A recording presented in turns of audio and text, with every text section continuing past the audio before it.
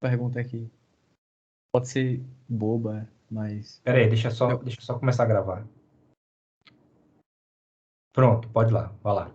se não existisse esse comitê de ética, ou se ele fosse um pouco mais brando, né, mais tranquilo, você acha que a ciência estaria num patamar superior do que ela está hoje?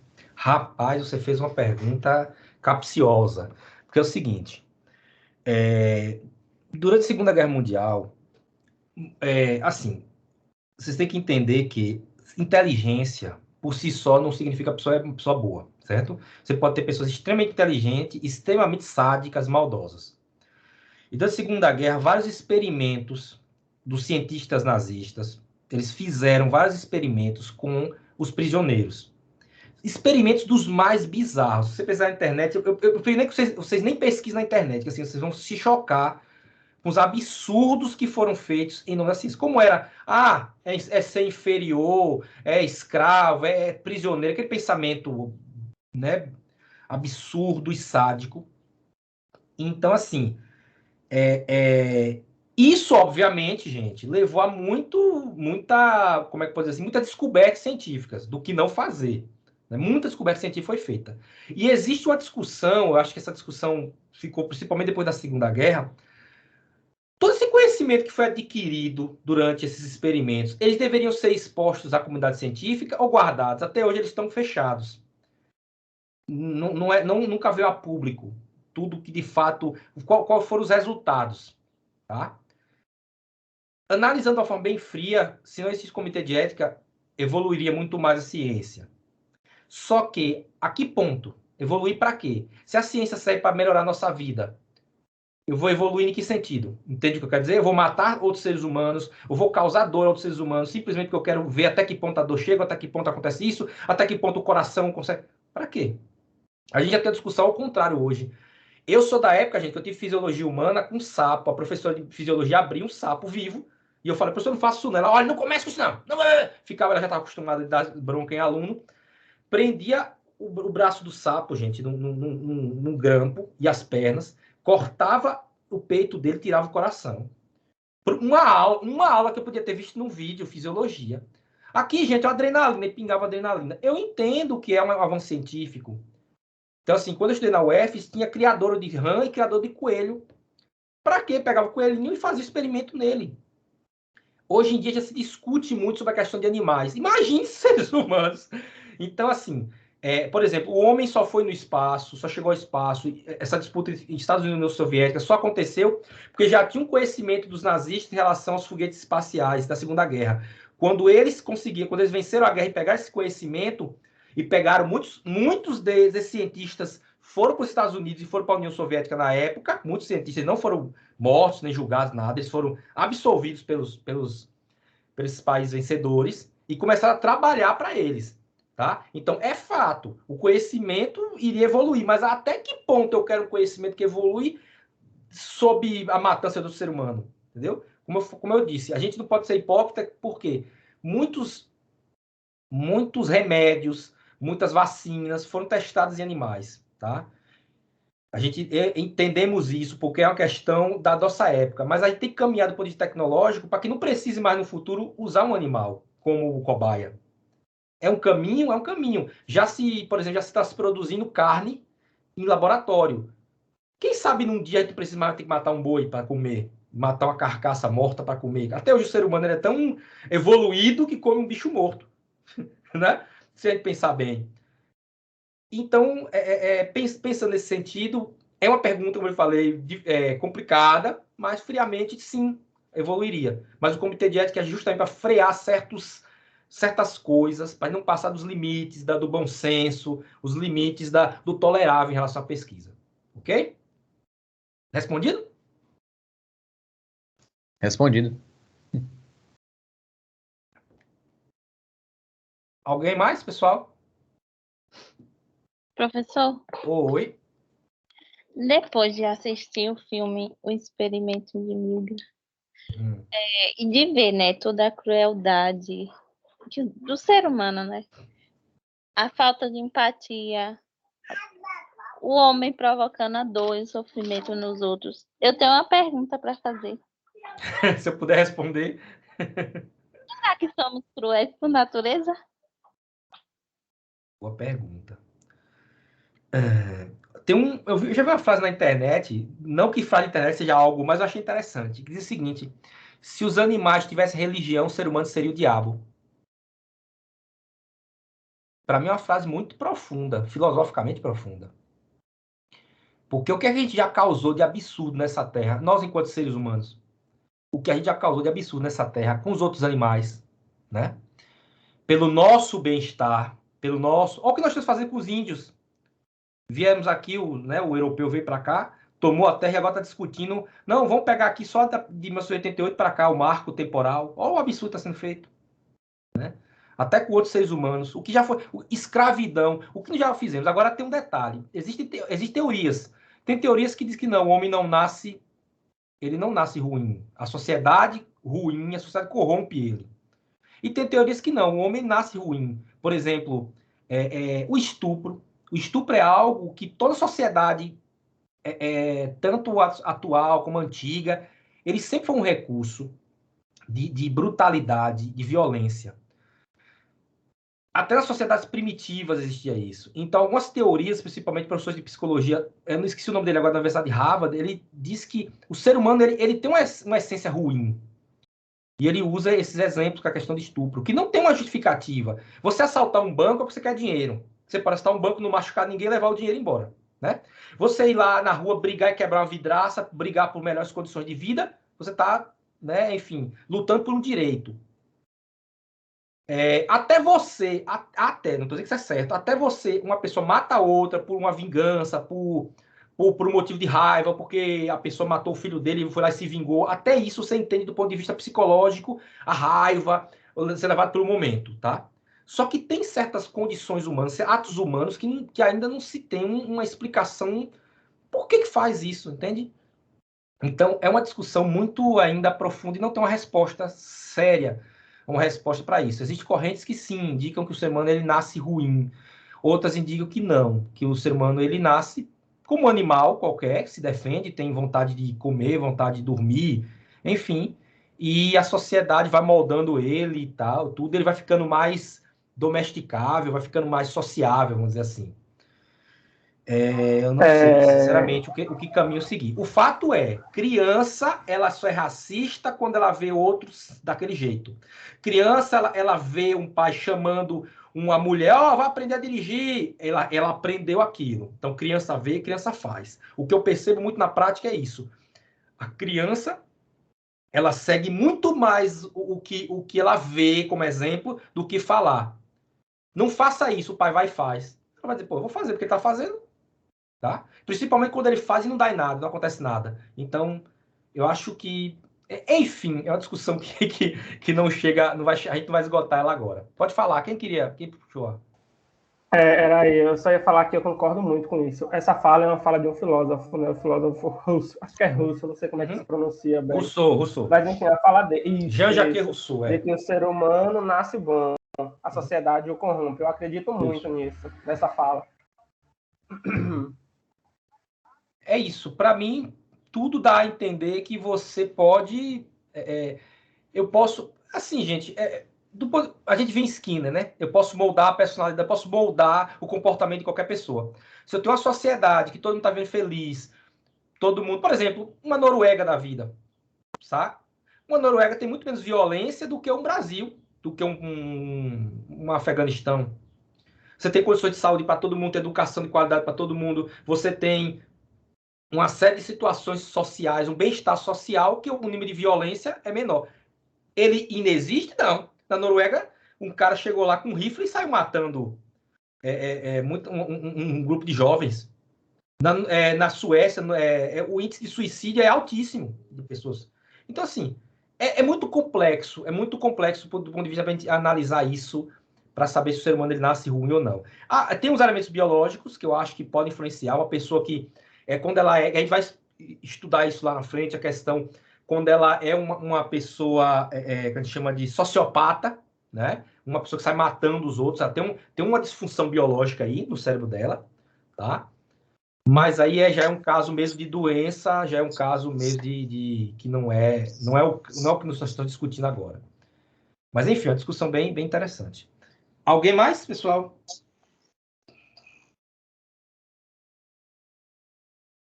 Não? Então, sigamos. Gente, o texto era as contribuições da teoria piagetiana para o processo de ensino-aprendizagem. Eu acabei deixando, só entreguei alguns dias depois, porque sempre eu envio no mesmo dia, à noite ou no dia seguinte. Só que dessa vez eu acabei deixando. Claro que não é desculpa, viu? Para não dizer, mas você manda depois, por isso que eu não li. Não é desculpa, não. Mas eu enviei o texto, e mesmo que eu não tivesse enviado, o título tá aí, era só chegar. Isso aí eu peguei em uma revista científica. Então você chega na internet, digita o título e você acha. Então não é desculpa, não.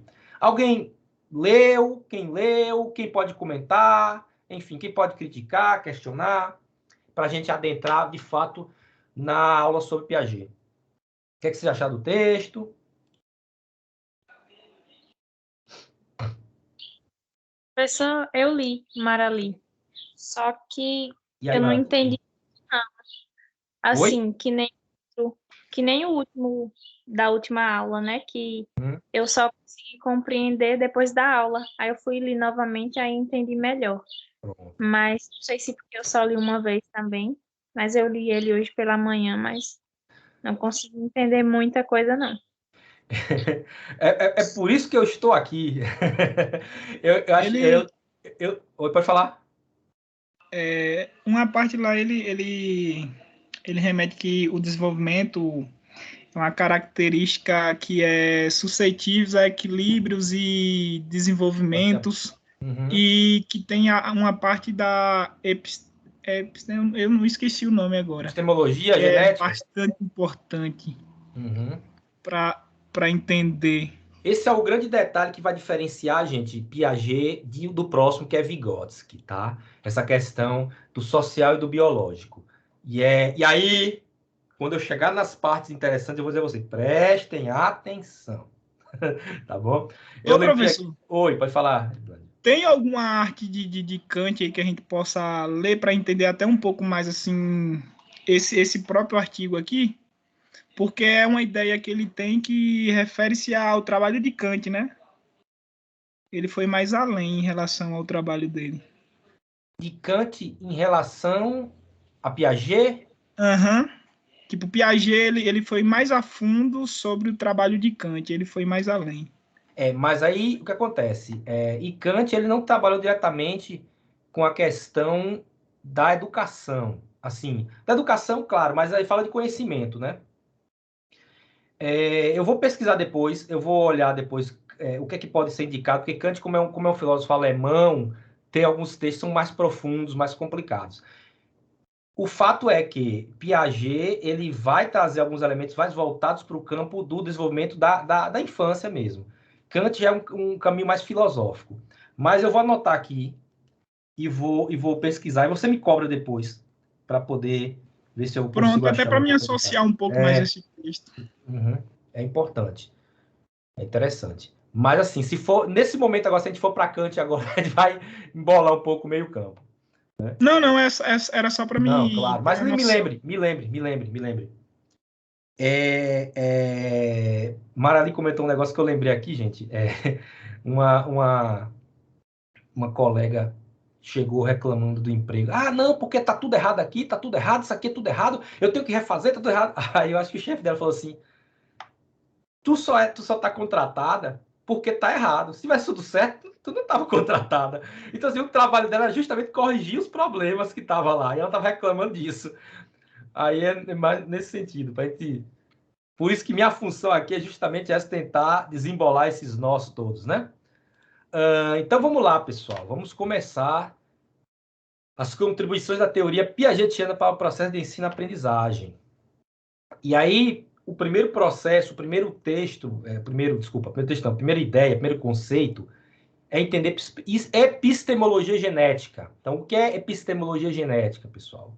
Ela foi desenvolvida por Piaget, é uma teoria que postula, tá? Ela tem como objetivo, né? Ela indica, ela afirma que o conhecimento é gerado através de uma interação do sujeito com o seu meio, a pessoa com o meio que o cerca, ok? A partir de estruturas, olha o detalhe, a partir de estruturas existentes no próprio sujeito. Então, a criança, ela interage com os seus pais, com sua casa, com seus animais de estimação, na escola.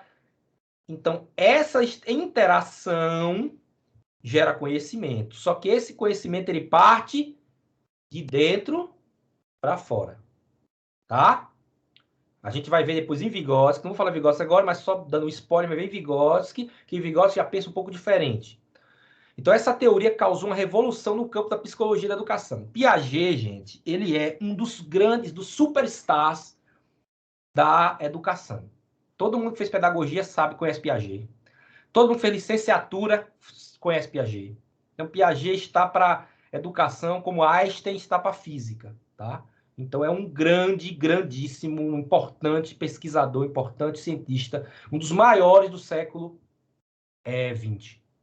Ok? Ele nasceu na Suíça, né? Ele é suíço. Jean William Fritz Piaget, como eu falei, considerado os mais importantes cientistas do século XX. Ele é biólogo e psicólogo.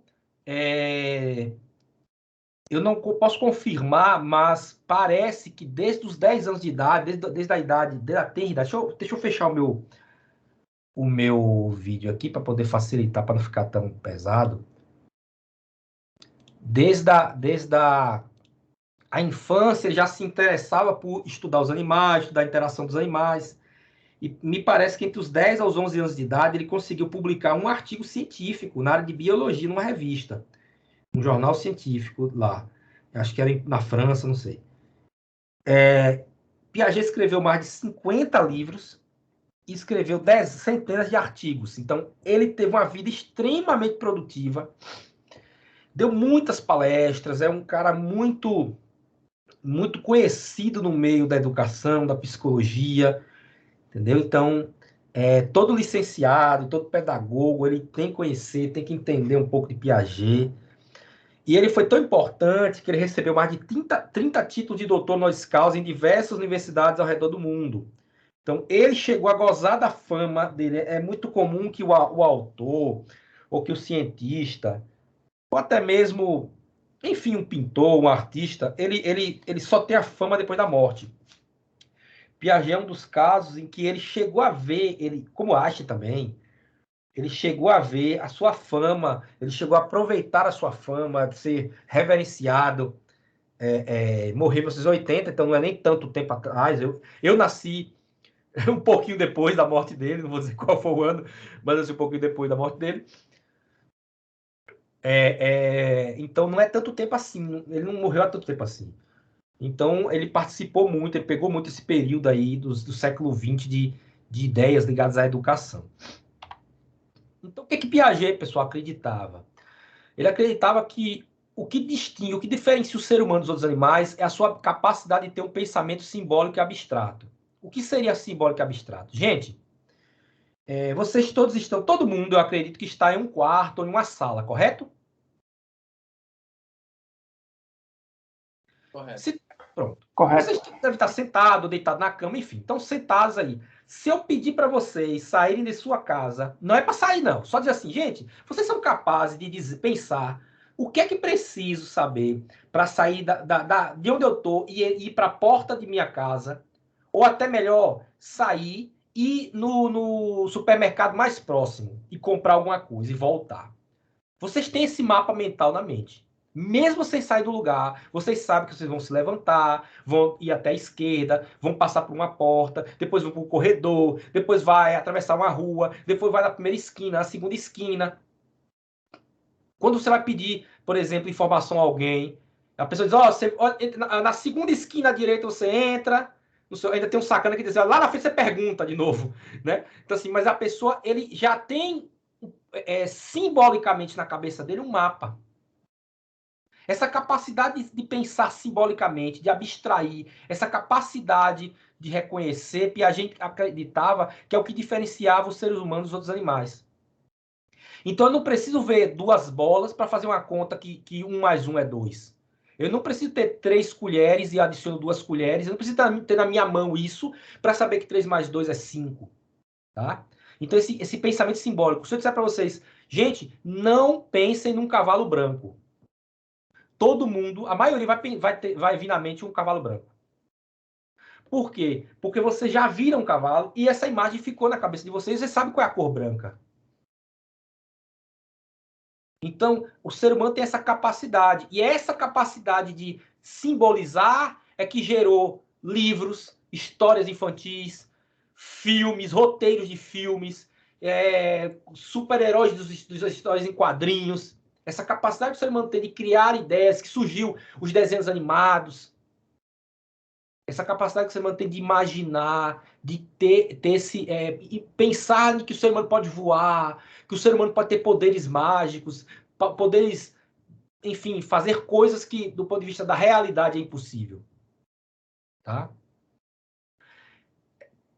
Para Piaget, a maturação biológica estabelece as pré-condições para o desenvolvimento cognitivo. Isso é extremamente importante, gente. Piaget acreditava que a gente primeiro desenvolve para depois aprender. Primeiro eu chego naquela idade biológica, primeiro eu chego naquela idade, para aí sim eu estar apto a aprender aquele determinado conhecimento daquela idade. Então, o que ele entendi? Com a criança de 1 ano, ele não vai aprender uma coisa da criança de 4 anos. Ele tem que primeiro chegar aos 4 anos para aprender. Então, Piaget, ele entendia que as mudanças mais significativas são mudanças qualitativas e não quantitativas. Então, as mudanças ocorrem na melhora, na capacidade que a criança tem de interagir com o seu meio. Não é essa criança aumentou o QI e ela tem 5, 6 ou 7. Não é isso. É essa capacidade que ela tem de se adaptar a esse meio. E como biólogo, obviamente, bebendo um pouco da fonte, não só de Kant, né? Mas também bebendo da fonte do Darwin, Piaget estava interessado em como é que o organismo se adapta ao seu ambiente. Para essa capacidade de adaptação, Piaget chamou de inteligência. Então, o inteligente é aquele que se adapta ao ambiente. Vocês lembram nas aulas de biologia que o que é que Lamarck falava? Que a girafa ia lá, o pescocinho dela, ela esticava o pescocinho, esticava, e as próximas gerações esticavam o pescoço. Piaget dizia não. Ou Piaget não, desculpa. Darwin dizia não. Na época tinha girafas do pescoço longo e tinha girafas do pescoço curto. As do pescoço longo conseguia se alimentar, porque pegava os galhos mais altos, e a do pescoço curto não conseguia. Enfraquecia, morria e não conseguia se reproduzir, não conseguia ter filhos. Então, só quem conseguia ter filho é a girafa do pescoço longo. Então, ela sobrevivia, ela se adaptava. Então, Piaget relaciona essa ideia de Darwin de adaptação com inteligência. A gente vai, se eu for usar para o marketing, para os meios corporativos, você vai ver aquelas aulas de autoajuda, né? Não se adapte ao ambiente, se adapte, mude seu mindset, mude sua maneira de pensar, de agir. Tem muito essa questão de adaptação, ok? Aquele que não se adapta, né, não consegue evoluir, não consegue sobreviver. Então, as observações de Piaget e as experiências científicas foram inicialmente feitas em seus próprios filhos. Piaget tinha 3 filhos, e ele, obviamente que isso, hoje em dia, com computador de ética, seria impossível alguém fazer para defender um mestrado, um doutorado, a menos que tivesse, sim, uma justificativa muito, mas muito séria, mas, enfim, hoje em dia a gente não vê isso acontecer, muito raríssimas vezes. Mas ele começou a observar como é que os filhos deles interagiam, quais eram as fases do desenvolvimento dos filhos dele, achou interessante ir anotando aquilo e criou a teoria dele. Então, a compreensão dos mecanismos de constituição do conhecimento na concepção de Piaget equivale à compreensão dos mecanismos envolvidos na formação do pensamento lógico-matemático. Tá? Quando Piaget cria a teoria dele, ele se baseia em exemplos da lógica, da matemática. A criança aqui ela não entende isso, a criança aqui ela entende aquilo, aqui ela não consegue fazer essa conta, ela não consegue responder esse raciocínio lógico, essa questão lógica, ela não consegue. Essa aqui já consegue, essa aqui já está mais velha, ela já entendeu. Tá? Eu vou explicar depois lá na frente como é que são com exemplos, tá? Piaget formula o conceito de epigênese, argumentando que o processo evolutivo na filogenia humana tem uma origem biológica, que é ativada pela ação e interação do organismo com o meio ambiente físico e social que o rodeia. Isso é muito importante. Eu volto e retomo. Piaget acreditava que havia uma interação entre a pessoa, filogênico, a pessoa e o meio ambiente, e que adivinha esse conhecimento, essa evolução, esse desenvolvimento ocorria através de estruturas internas da pessoa. Então, era de dentro para fora. Tá? Até aí, pessoal, com toda a calma, toda a tranquilidade, tudo tranquilo, tudo ok, entenderam? Alguma dúvida? Tudo certo. Por mim, tranquilo. Vamos que vamos. Contribuições da psicologia e epistemologia genética para a educação. Quais são as contribuições de Piaget para a educação? Geralmente, nessa disciplina, eu ficava na sala de aula, eu tirava a mesa e fazia meio com a aula de educação física dentro da sala de aula, para vocês observarem como é isso na prática. Mas vou tentar fazer aqui, tá, gente? Tentar dar exemplos e vocês vão tentar entender aí. Qualquer dúvida, a gente vai voltando. Muito importante, pessoal. Vamos lá. Muito importante. Presta atenção aqui. Mecanismos fundamentais de desenvolvimento humano. Adaptação e equilibração. Equilíbrio, tá? Gente, existe uma coisa no nosso corpo, existe uma coisa na física,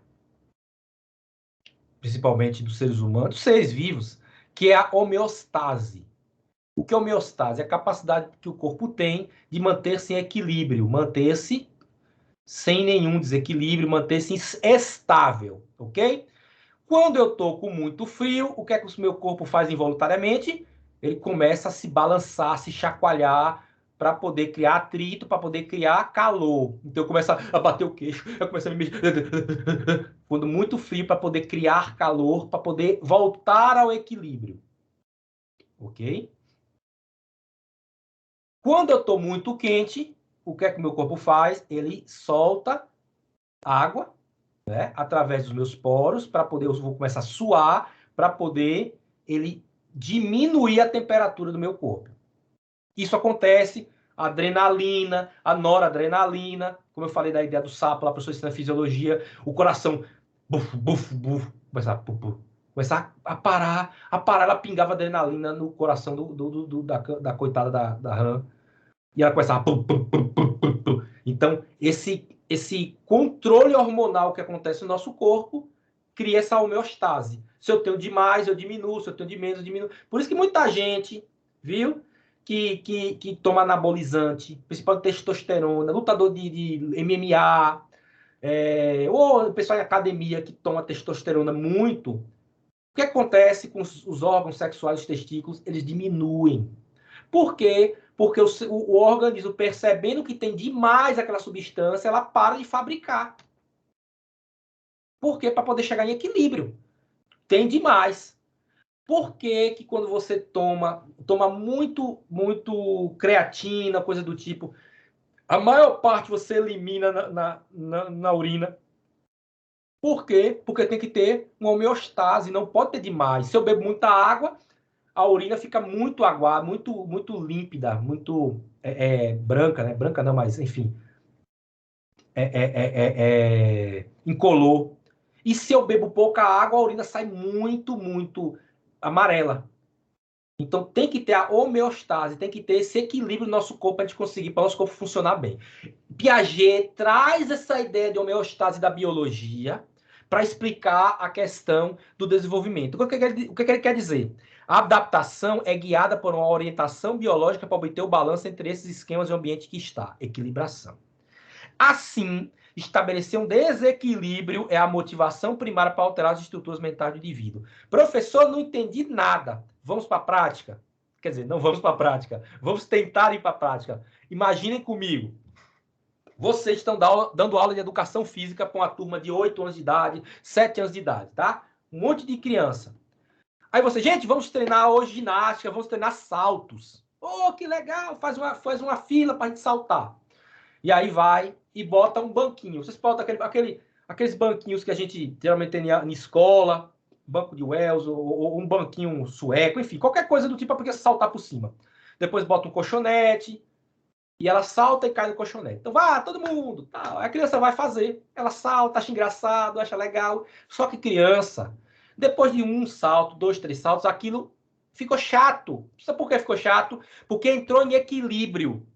Se entrou em equilíbrio, ficou estável. Qual é a função do professor? Desequilibrar. Como é que ele vai desequilibrar? Bota o banco um pouquinho mais, ó. Ó, gente, agora o desafio aumentou, um banquinho mais alto. Ixi, agora. Eita, agora como é que a gente vai fazer? E aí, como é que vocês vão saltar desse jeito? Vamos lá. Você desequilibrou a criança. Desequilibrou o aprendizado da criança. Ela vai ter que superar aquele novo desafio que você colocou para tentar de novo entrar na homeostase. Qual é a função depois? Desequilibra de novo. A gente não vai evoluir se a gente só treinar o que a gente já sabe. A gente só evolui saindo da nossa zona de conforto, treinando, correndo atrás de coisas que a gente não sabe. Entenderam, gente, o que é equilibração? Então, aula, por exemplo, pulando, todo mundo no meio, aí o professor balançando a cordinha, balançando a corda, e um outro aluno também balançando a corda, vai, aí entra 4 alunos de vez pulando a corda. Ah, professor, tá fácil. Os 4 alunos que estão dentro da corda, pulando, estão em equilíbrio, estão em homeostase.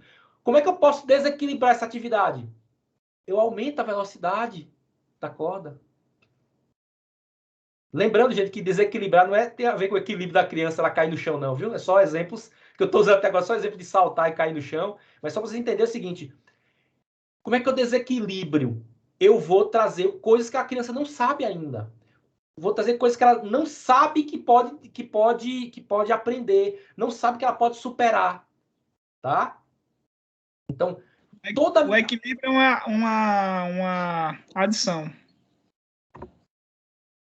Não entendi, repita, por favor. O equilíbrio é colocar outra coisa que não tinha antes. É o desequilíbrio. Ah, entendi. Equilibrar é quando ela chega assim, tá fácil, professor. Ela se desinteressa, ela parou de aprender. Se tá fácil. O corpo entrou em homeostase, o corpo entrou em equilíbrio. Qual é a minha função de professor? Desequilibrar. De novo, bora botar mais rápido, vamos botar para saltar mais longe. Ou, por exemplo, aquilo que o professor de matemática gosta. Bom, gente, olha aqui a fórmula aqui, ó, x mais 1 igual a 3. Aí você faz aquele exemplo. Tá vendo? Muito fácil. X mais 2 igual a 7. Aí, quando ele vai botar para você responder, ele bota x ao quadrado menos 2ab menos 3c igual a raiz quadrada de 3 igual a 25. Responde isso aqui para mim. Então, ele desequilibrou você. E caramba, e agora? Ele tirou você da zona de conforto. Não tá mais fácil. Não tá tão fácil agora. É isso que é desequilibrar. Você não pode colocar algo muito difícil que a criança não vai saber fazer de jeito nenhum, mas você não pode deixar ela fazer a mesma coisa que ela está fazendo agora, que ela já aprendeu, já está chato, a aula está chata, professor, eu quero outra coisa.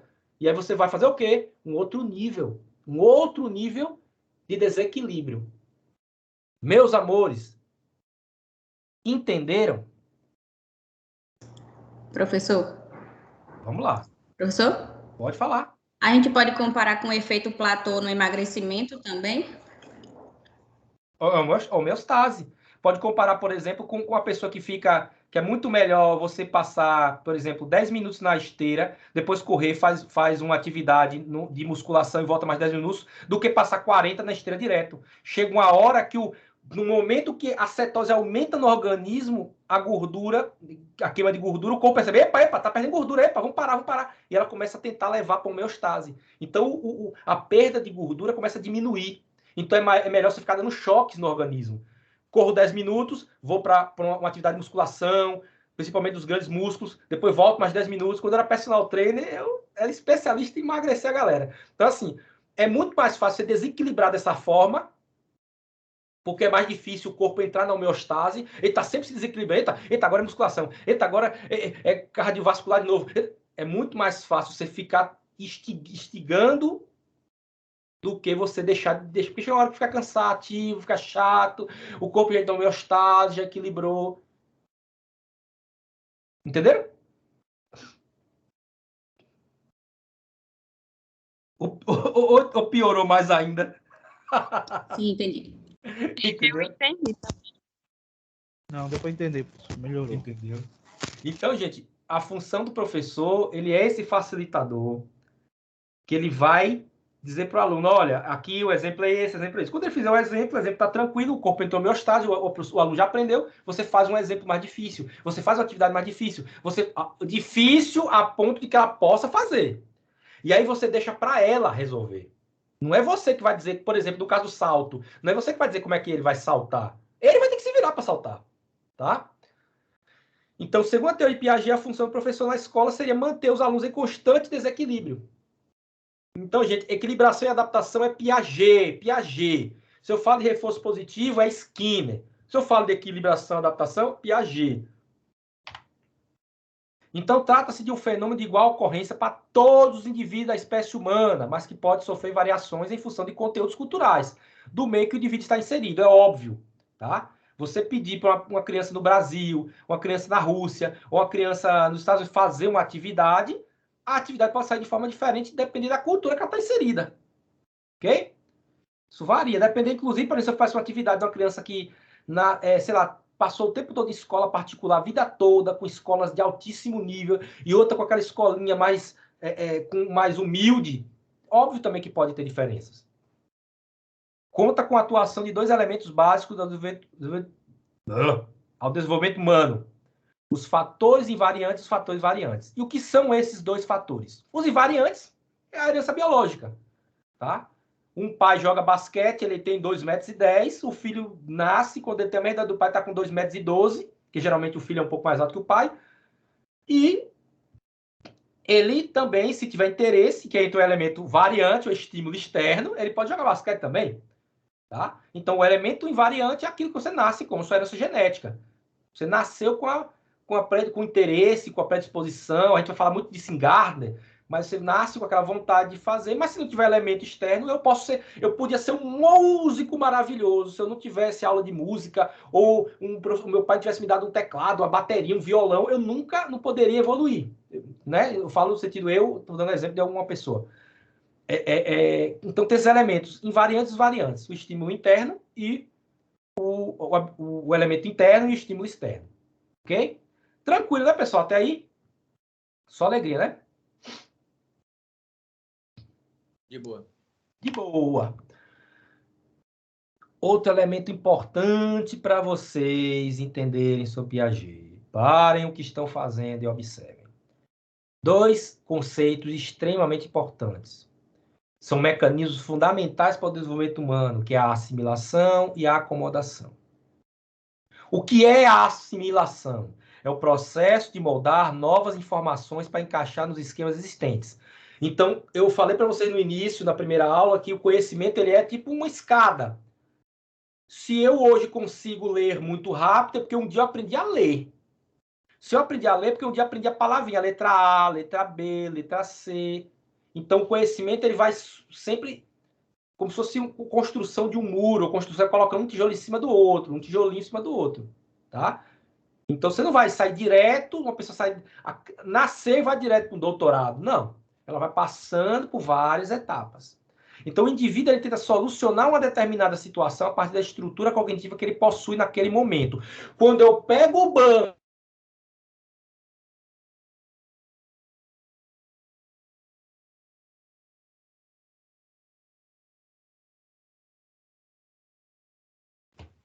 ele vai no processo de assimilação para tentar descobrir como é que ele vai resolver aquele problema que eu criei para ele.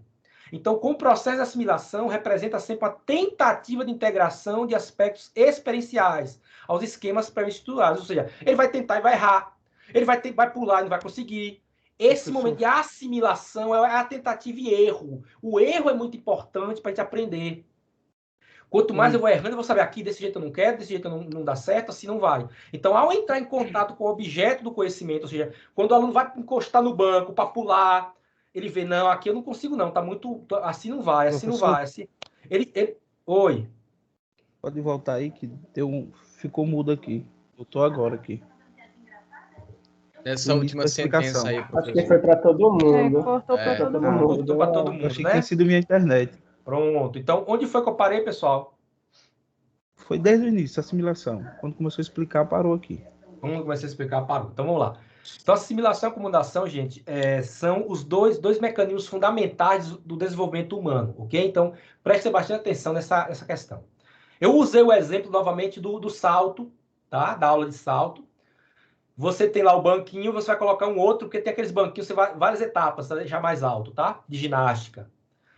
Então, você começou com um banquinho menor, então a criança já se desinteressou, e aí você vai fazer o quê? Desequilibrar, coloca um banquinho maior. É aí que entra o processo de assimilação.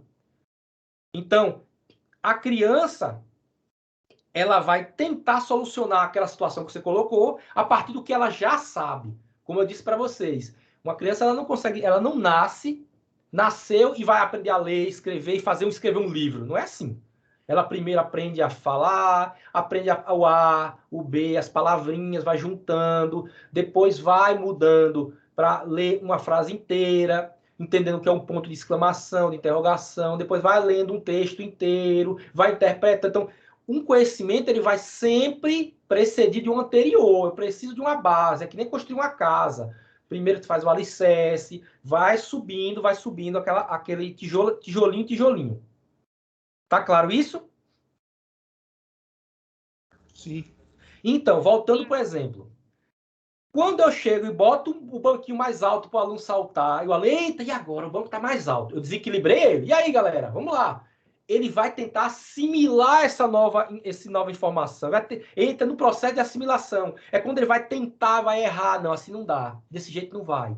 Por isso que o erro é muito importante para o aprendizado. O erro é muito importante para o conhecimento. Você vai errando, tentando, errando. Não se preocupar em acertar de vez. Você vai tirando da frente o que não serve. Não, assim não vai. Então vai tentar assimilando. Então ele vai entrar em contato com o objeto do conhecimento. O indivíduo busca retirar dele as informações que lhe interessam, deixando outras que não são tão importantes. Deixando outras que não lhe são tão importantes. Tá? Então, isso aqui não serve, desse jeito eu não consigo saltar, ou desse jeito eu não consigo fazer aquela conta, por esse jeito não vai. Isso é muito comum em solucionar aqueles puzzles que, por exemplo, o pessoal usa para solucionar quebra-cabeça, sabe? Ah, assim não vai. Como é que eu posso fazer isso? Assim não vai, desse jeito não vai. Então você vai tentando assimilar, o processo de assimilação. Quando você descobriu como resolve, como você, é assim que faz, aí entra no processo de quê? De acomodação.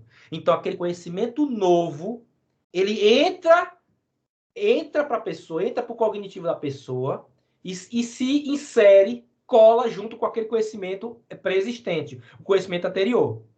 Então, há uma mudança nos esquemas existentes, a alteração de antigas formas de pensar ou antigas formas de agir. Antes eu fazia desse jeito, agora eu já sei que pode fazer de outro jeito, então eu acabei aprendendo, desenvolvendo e acomodando esse conhecimento. Então, a acomodação é o quê? Consiste na capacidade de modificação da estrutura mental antiga para dar conta de dominar um novo objeto de conhecimento. Então, todo mundo que está aprendendo alguma coisa, aprender a andar. Primeiro ele vai se equilibrando na perna e cai, senta com a bunda no chão e percebe que sentar no chão não dói tanto. Então, ele tenta de novo. Ele cai com a perna, bate o joelho, já dói um pouquinho, já machuca o joelho. Depois ele começa a se engatinhar. Depois vai se empurrando a cadeira.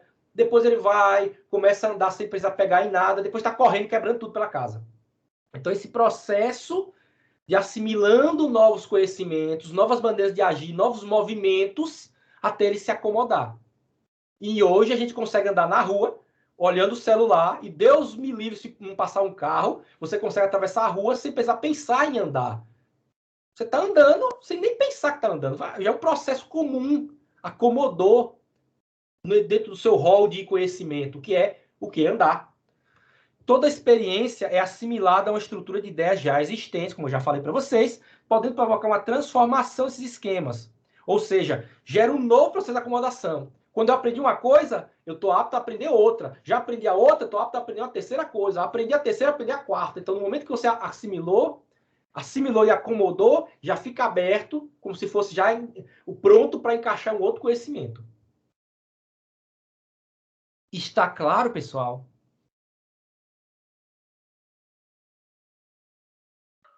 Até Tá aqui, claro, sim. Professor, uma pergunta aqui. Vai lá, jogue lá. A gente pode encaixar nesse contexto, por exemplo, recentemente eu aprendi a jogar o Sudoku, ou Sudoku, não sei como é que pronuncia. Aconteceu primeiro o processo de assimilação, quando eu aprendi a brincar, né? Só que aí existem vários níveis, fácil, médio, difícil e expert. E aí o processo de acomodação, a gente pode colocar nesses termos que acontecia quando eu estava no fácil, Exato. E aí depois do fácil eu fui para o médio. Exato. Nesse caso, imaginemos que você tem um professor que lhe ensinou o fácil. E aí ele, já tá tranquilo, tu tá lá chato, aquela aula chata. Vamos agora para passar para o nível 2. Já é interessante, já adicionou uma coisa nova. E aí começa o processo de assimilação. Quando acomodar, equilibrou de novo, ficou chato. Ele passa para o level 3. Aí desequilibrou você de novo. Seria nesse sentido. Beleza. Tá claro? Sim. Isso pode servir, gente, para qualquer coisa. Vocês podem pensar em aprendizado, qualquer coisa. Aprender um novo idioma, né? A gente começa pelo verbo to be, aprender inglês, as primeiras palavras, stop, go, vai começar a utilizar, depois vai pronunciar direito, né? Oi. Desculpa interromper, não, eu lembrei tranquilo. Do exemplo do Duolingo. A maioria dos aplicativos que eu baixo aqui, vou tentar melhorar meu nível de inglês e tal, sim, eles sempre começam do básico, do zero. Como que é maçã? Aí entendeu? Pra mim é muito fácil, aí geralmente eu esqueço porque não tá no nível que eu desejo, entendeu? Uhum. Exato. E assim, eu não sei, pelo menos quando a gente tá aprendendo algo novo, eu não sei se... Eu sei não, acontece com vocês, a depender. Se você pode começar a prestar atenção nisso, prestar atenção na nossa vida, preste atenção em vocês mesmos, como o seu corpo reage, como você reage. Quando vocês aprendem um conhecimento novo, gente, parece que há alguma festa no cérebro, assim, sabe? Você tem uma sensação, poxa, aprendi, sabe? Dá uma sensação de bem-estar, uma sensação de que, poxa, aprendi isso, ó. Passei do desafio, percebe? É que nem jogando videogame. Quem é que nunca se acabou numa fase para tentar, passou a tarde todinha se acabando e consegue passar? Chega a dar aquela coisa assim, você sente até mais poderoso, poxa, consegui, se sente até melhor, né? Assim, um alívio, aprendi. Depois, quando vai voltar aquilo depois, você passa muito mais rápido, muito mais fácil, né? Eu lembro que hoje eu com meu filho, eu jogando... Comecei a pegar joguinhos antigos que hoje da minha infância, botei para ele e tal. Jogos que eu jogava no Super Nintendo, que para mim eu demorava um tempão. Jogos que eu consegui zerar com ele em 1 hora, jogos que eu passei semanas, meses para zerar. Porque é óbvio que eu sou uma pessoa de muitos anos e muitas acomodações e assimilações e muito depois. Então, meu conhecimento é muito maior e eu percebo, hoje eu posso observar isso, né? Como a gente tem uma visão de mundo numa época. Então, vocês, eu, todos nós, há 10 anos atrás, somos pessoas diferentes, de conhecimentos diferentes, maneira de pensar e de agir diferente, tá? Através do errar, né? Não vou fazer mais isso, o agir, não, agora eu acho melhor ir por esse caminho. Tudo isso faz a gente... A ideia da experiência, né? A ideia da maturidade também vai chegando nesse sentido. Mas vamos lá, né? Vamos seguir. Pessoal, vocês podem até esquecer que Piaget nasceu na Suíça, que Piaget é um cara importante da psicologia, mas nunca esqueçam esses 4 períodos. Vocês podem até esquecer o nome dos períodos, mas nunca esqueçam que Piaget desenvolveu 4 estágios do desenvolvimento humano que até hoje nós sentimos na nossa prática, enquanto professor, enquanto aluno, essa influência. Vocês vão ver como é tão influente. Então, novamente, se assimilação, acomodação, desequilíbrio, você vai prestar atenção, aqui também é para prestar atenção, tá? Muita atenção. Então, Piaget considera 4 períodos do processo evolutivo da espécie humana, que são caracterizados por aquilo que o indivíduo consegue fazer melhor no decorrer das diversas faixas etárias ao longo do processo de desenvolvimento. Então, Piaget divide em 4 fases. Do nascimento até 2 anos de idade é o primeiro período. Ele chamou de sensório motor. A gente vai explicar cada um deles, tá bom? O segundo período é o pré-operatório, que vai dos 2 aos 7 anos. O terceiro período são as operações concretas, dos 7 aos 10 ou aos 11 anos, a depender da referência que você pega. O quarto período são as operações formais, ou hipotético-dedutivo, vai dos 11 aos 12 anos em diante. Bom? Então, um por um, eu vou explicar cada um por um. Cada uma dessas fases é caracterizada por formas diferentes de organizar mentalmente, né, que possibilitam as diferentes maneiras do indivíduo relacionar-se com a realidade que rodeia. Ou seja, uma criança de 1 ano de idade, ela pensa, ela age e ela se relaciona com o ambiente, com os pais, com os professores, com os amigos, de forma diferente de uma criança de 12 anos. Correto? Piaget acreditava que todos os indivíduos vivenciam essas 4 fases na mesma sequência. Porém, o início e o término de cada uma delas pode sofrer variações em função das características da estrutura biológica e de cada indivíduo e da riqueza, né, ou não, ou da pobreza, dos estímulos proporcionados pelo meio ambiente em que ele estiver inserido. Ou seja, se eu tenho uma criança que ela tem todo um estímulo... Eu vou dar um exemplo, gente, da área de educação especial, tá? Uma criança do zero que nasce... como é que a criança, o primeiro contato dela é através da visão e da audição. Ela ouve um barulho, ela enxerga alguma coisa, ela tem vontade de se mover para buscar. Ela se interessa. Vem pegar o chocalhinho, balança o chocalho. A criança ouve e quer pegar, e quer ir lá encostar. Ela está tendo estímulos, ela está tendo riqueza de estímulos. Ok? Assim ela desenvolve do ponto de vista cognitivo, assim ela desenvolve a sua linguagem, assim ela desenvolve o idioma que ela está lá. Se no caso do Brasil, ela vai desenvolver o português. Se ela estivesse na Inglaterra, seria o inglês, na França, seria o francês. Ok. Uma criança com deficiência auditiva, por exemplo, quando ela nasce, ela não tem esse estímulo auditivo e, consequentemente, ela não tem tanta riqueza de estímulos. Ela vai ter uma pobreza nos estímulos do ponto de vista cognitivo. E, por isso, ela vai ter dificuldades para aprender a língua dela, a língua mãe, no caso, a gente, o português. É por isso que uma criança, quando cresce, uma criança com deficiência auditiva, por exemplo, ela tem que aprender Libras, que é a língua de sinais, que é visual e não é auditiva. E é um erro, por exemplo, que eu já vou falar para vocês, quando a gente fala assim, o surdo-mudo. Não existe surdo-mudo. A criança, ela não é muda, ela só não sabe falar, porque ela nunca ouviu ninguém falar para ela poder replicar, para ela poder falar junto, ou para poder repetir. O aparelho fonador, a garganta, as cordas vocais de uma criança surda, ela está preservada. Você vê um surdo, geralmente fica... Ela sabe falar, emitir sons da garganta. Só que a criança que ouvia sabia diferenciar o que é bola, boleiro, boleador. Percebe? Conseguiu sair de um som mais rústico, rudimentar, e socialmente ela foi percebendo que falar a mãe vinha com um copo d'água. Água. Ela conseguiu perceber que aquilo tem relação com algo que ela precisa, que é água.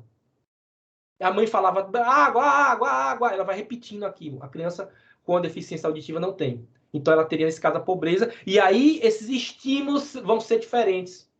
Tá claro, pessoal?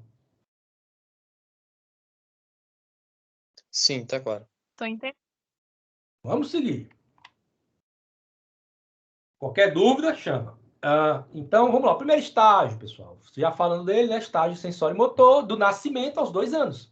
A criança é praticamente o bebê, ele é muito mais ligado a um animal, no sentido assim de elementos de sobrevivência. Ele tem que comer, ele tem que dormir, ele tem que fazer as necessidades dele. Então, ele não sabe, ele vai chorar, ele vai tentar agir de alguma forma para poder alguém ajudá-lo. O ser humano é um dos poucos animais que não nascem prontos.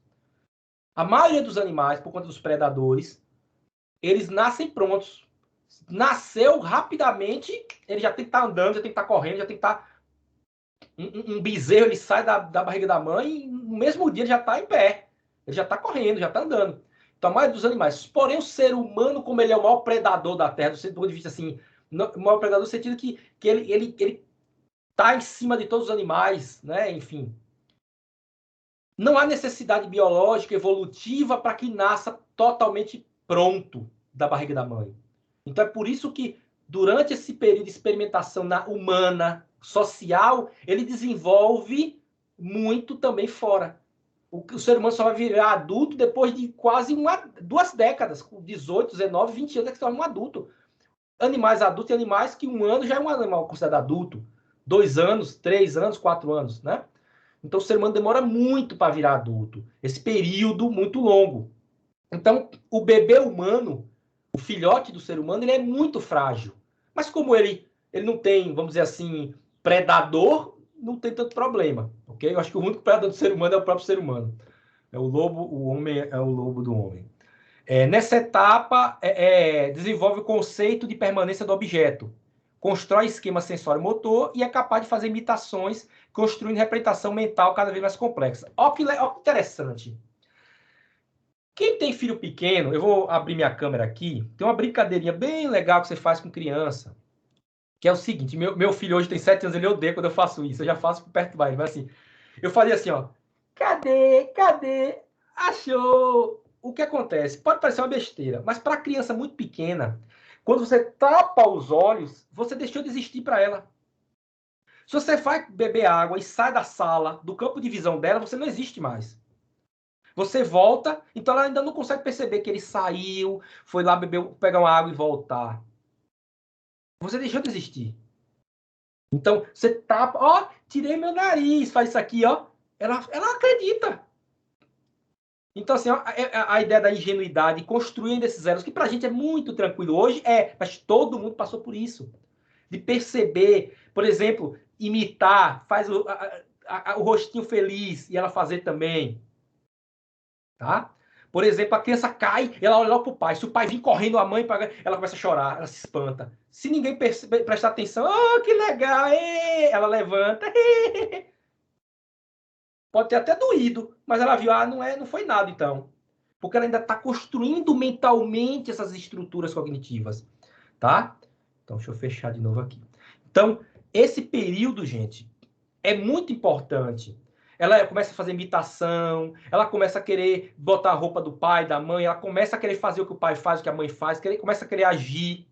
Ela constrói esquema sensório-motor, é o momento que ela quer meter o dedo na tomada e a mãe, não, para tomar um choque, que ela vai querer pegar alguma coisa, vai querer subir em um lugar, vai querer olhar, uma luz passa, ela passa o olho para ver aquela luz. É esse momento. Então a criança, do nada, ela olha para um comercial na televisão e acha aquilo interessante. Ninguém entende por quê, ela simplesmente achou interessante. Passa o comercial, ela olha. O mesmo comercial, passa 2, 3 vezes, ela olha. Então, isso acontece muito, tá? A inteligência trabalha através de percepções, ou seja, simbólico, e das ações motoras, através do deslocamento do próprio corpo. Então, gente, a criança se deslocando, caindo, girando, levantando o braço, pisando, botando o pé no chão.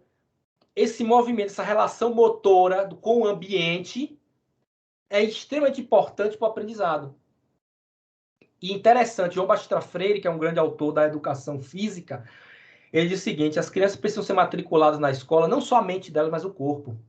Porque a criança aprende através do comportamento motor, através do corpo, e chega na escola, tá todo mundo sentadinho, numa filinha, assistindo aula. Como a gente aqui, inclusive, né? Então, a questão do simbólico, do elemento motor para o aprendizado é muito importante. Ok? Então, é uma inteligência, esse momento é extremamente prático. A criança não adianta ensinar, você vai fazer isso, você vai para ali, não. É prática, ela tem que fazer. Olha, bota a fruta na boca, ela bota a boca e sente aquela fruta azeda. E ela não quer porque tá azeda. Ou sente doce. É a hora que se você começar você dar bala para uma criança uma idade dessa, você acabou com a criança, que agora ela vai adorar bala, adorar coisa doce. Né? Então toda criança vai adorar doce, porque é doce, coisa boa. É o momento que ela tá. É por isso que geralmente as médicas pedem para desde essa fase começar a dar esses alimentos mais batata, coisas assim, para já se acostumar com verduras, né, com frutas, para acostumar o paladar. Sua linguagem vai dar ecolalia. O que é ecolalia? É ecolalia, a frase. Palavra frase. Ela não fala eu quero água. Ela fala água. Água, água, água. Na cabeça dela, ela já pediu, eu quero água agora. Você que se vira para interpretar ela. Você que se vira. Então, na cabeça dela, ela já está falando o que é para falar. Para dizer que quer beber água, já que não representa mentalmente o objeto e as ações. Então, o sujeito, o verbo, eu quero água. Né? O objeto, ela não tem essa construção ainda mental. Ela sabe que aquele negócio, água é água, que ela tem que beber, que ela está com sede. Tá? Então, o repetir a palavra, que o pai e a mãe ficam em cima, querendo. Ele falou papai, a criança falou nada, falou mamãe, falou papai. Né? Então, esse momento que ela está dominando a própria língua dela, está se adaptando. Então é por isso que, por exemplo, um americano, quando ele vai falar em português, você percebe que ele tem um sotaque meio desse jeito, falando português, porque ele não consegue falar coração. Ele fala coração. Ele não fala coração, esse que a gente aprendeu no português, desde a nossa infância, fala coração. O americano fala coração, porque ele aprendeu, ele não consegue falar. E a gente você chega nos Estados Unidos a falar inglês, todo mundo sabe que você é estrangeiro. Principalmente brasileiro, que gosta de botar um inho no final de tudo. Bota o i, que para eles, o y no final dá a ideia de inho. Johnny, né? O John, o i. Então, o brasileiro falando em inglês, parece que tá tudo coraçãozinho, bonitinho, tudo inho. Professor. Oi. Hot dog. Hot dog, exato. Aí fica cachorrinho quentinho. Eles acham maravilhoso um brasileiro falando inglês que tem isso. Então, assim, o Arnold Schwarzenegger, que é austríaco, mora há 40 anos nos Estados Unidos e até hoje o Arnold fala desse jeito, com o sotaque alemão forte. Ele fala assim até hoje. E virou marca registrada de Arnold Schwarzenegger. Esse jeito de falar americano com o sotaque alemão, né? Bem desse jeito. Até hoje muitas piadas são feitas sobre ele nos Estados Unidos. Mas, enfim, esse momento que a linguagem vai se desenvolvendo, a língua, né? Poder falar poder utilizar essa maneira de falar, a maneira de compreender as coisas. É por isso que também é muito fácil uma criança, na infância, aprender qualquer coisa. A criança é uma esponja, ela aprende muito fácil qualquer coisa na infância. A mente tá vazia, tá tranquila, não tem boleto para pagar na semana que vem, não tem responsabilidade nem preocupação grande. Então, é o momento que ela tem, e aí o cérebro dela tá ali pronto para assimilar e conhecer tudo. Então, é o momento de aprender mais rápido, claro, a gente pode aprender qualquer época da vida, mas o momento mais fácil é agora, na infância. Então, como eu falei, sua conduta social... Oi? Me tirou uma dúvida. Por que criança aprende mais rápido que o ensino deve? Porque você pode falar uma palavra 300 vezes para ela não é difícil ela conseguir falar mesmo na hora. Mas se você falar um palavrão, ela repete do mesmo jeito que você falou. Olha só, primeiro que o que não deve é um pensamento nosso, não dela, né? Para ela tudo deve, né? O palavrão tá na cabeça de quem fala. Eu posso simplesmente usar a palavra, xingar alguém de amor, falar o maior absurdo da pessoa e chamar de amor. Né? Como eu posso também elogiar a pessoa, eu não vou, aqui tá gravado, se fosse uma aula da sala de aula eu falaria, mas aqui tá gravado, eu não vou falar não. Mas eu posso elogiar um colega meu, porra, velho, você é, e é um elogio. Né? Aquela palavra com F, né? Eu elogio. Então, essa questão de... Não é que a criança aprende errado, ela até aprende tudo. Agora, no momento que você fala uma coisa, ela repete. Menina, fala isso, ela achou engraçado. Porque quando eu disse uma coisa, ela não se importou. Quando eu disse aquela outra coisa, ela fez um escarcéu. Que coisa engraçada, eu vou repetir toda hora. Entende? Para ela é engraçado, porque ela falou e o povo ficou todo chocado. Ela tá achando divertido. Então, não é que não deve. Para ela deve tudo. Tranquilo?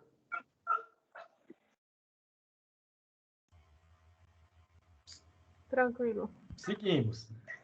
Então, vamos lá. Estágio pré-operacional, pré-operatório, vai dos 2 aos 7 anos. É um período... Tem alguém com o microfone aberto. Quer falar? Bruno desligou. Vamos lá.